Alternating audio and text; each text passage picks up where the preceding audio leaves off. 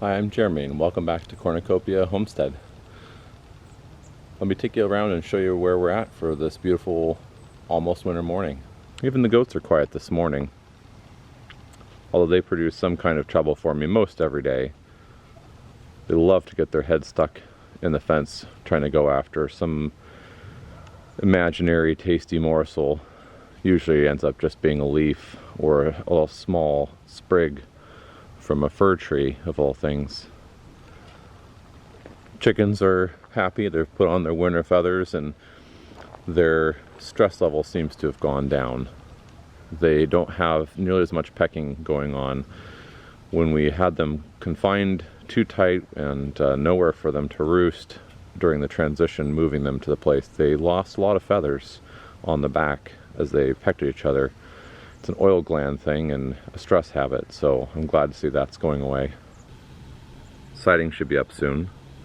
I'm still struggling to decide whether or not to put more money into it and get the rat run on the bottom, the base trim, and the top J trim. I'm not going to do soffit.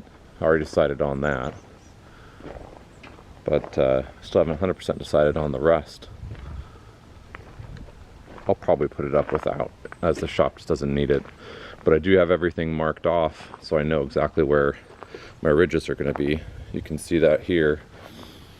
X marks a ridge, 9 inches on center. And then I also marked off where the edges of the sheets will come to. And that just lets me know whether I have any interesting cuts, especially around doors and openings that I have to deal with, which luckily we ended up with a layout that didn't have that. So here's another one.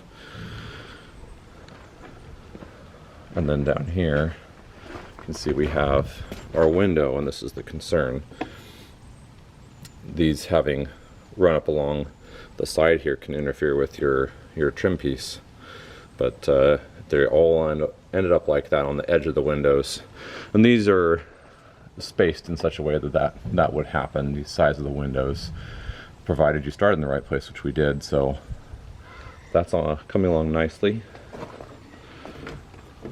See if I lock this.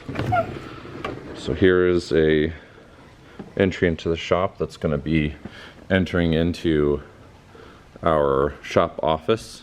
Back there's the bathroom, and then in the front here, these first 3 windows and this door are all going to be office production area. And then the wall separating out the rest of the shop is right in line with this post. So that door will be outside of the office.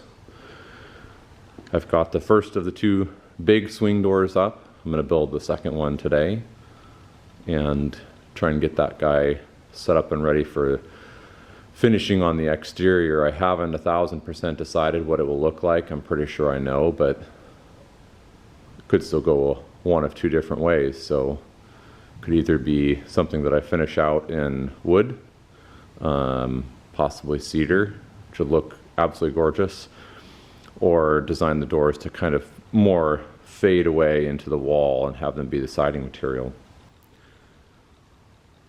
Very peaceful out here. Always brings me a sense of peace, and it's a huge part about what I wanted to get out of farming in the beginning, was that sense of peace, which I have previously had a career in retail management, and if you've ever worked in retail, that's not something that you easily get, at least not something that I ever easily got working in that field.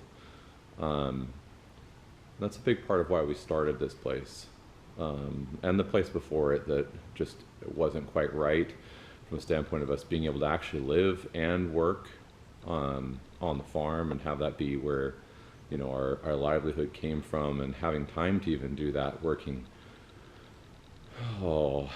80 hours when I was at Target, and then 60 hours, 70 hours sometimes when I was at Lowe's as a manager and salaried. So this change will hopefully give us the time as a family. It already has that, but also time to be able to truly live on the land and have this place be for us, and take care of it the way we'd like to, and have that experience, and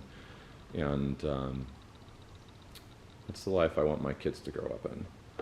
So a lot of work left to do in the interior of the shop. The exterior is winding down as far as major projects.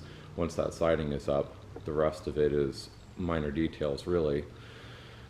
And the big thing holding us back right now is still power.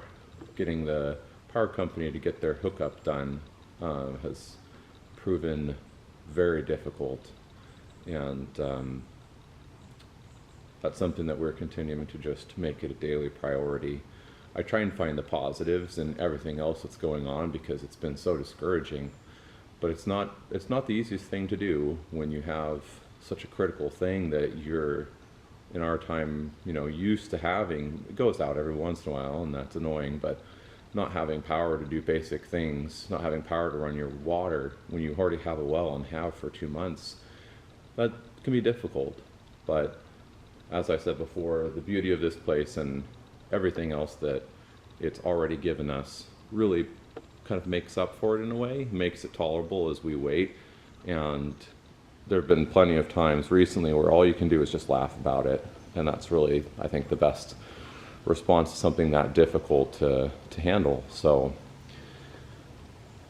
but these acres, these 5 acres that we own, are going to be, our chance to raise our kids the way we want to see them raised, our chance to do things we never thought we'd be able to do, and live a more fulfilling life, I guess, with our hands in the dirt. Being able to be more financially independent, less reliant on the system, if you will, was a huge motivator. And getting to that place where we can be that way and be on this place and living that life that we want to live, and that's just what we came here to do. And that's what Cornucopia Homestead and the orchards after the houses in place, that's what it's for, So just wanted to share a little bit about who we are and why we're doing all of this, because it's a tremendous amount of work, and everyone I talk to, of course, says, why are you doing that? You had a successful job, and you've done very well in that realm. That's why, better for us, for me, for my wife and kids. Ultimately, that's what we're doing this for, and also to be able to be a part of the community in a productive way, and to be a part of that force for change in a positive way in localizing products, which is a good thing, and in bringing the local market to people, of food that they might not have had access to, and keeping it at a reasonable price via smart, synergistic ways of planting and growing things and raising animals and food in the form of vegetables and fruit crops together. So that's what we're here for. That's what Cornucopia is about. And I hope you'll come along for the ride with us and get to know us and see what we see, and maybe, like I have been inspired by others who've gone before me, maybe it will inspire you in some way. Thanks for joining me today. My name's Jeremy, and welcome to Cornucopia Homestead.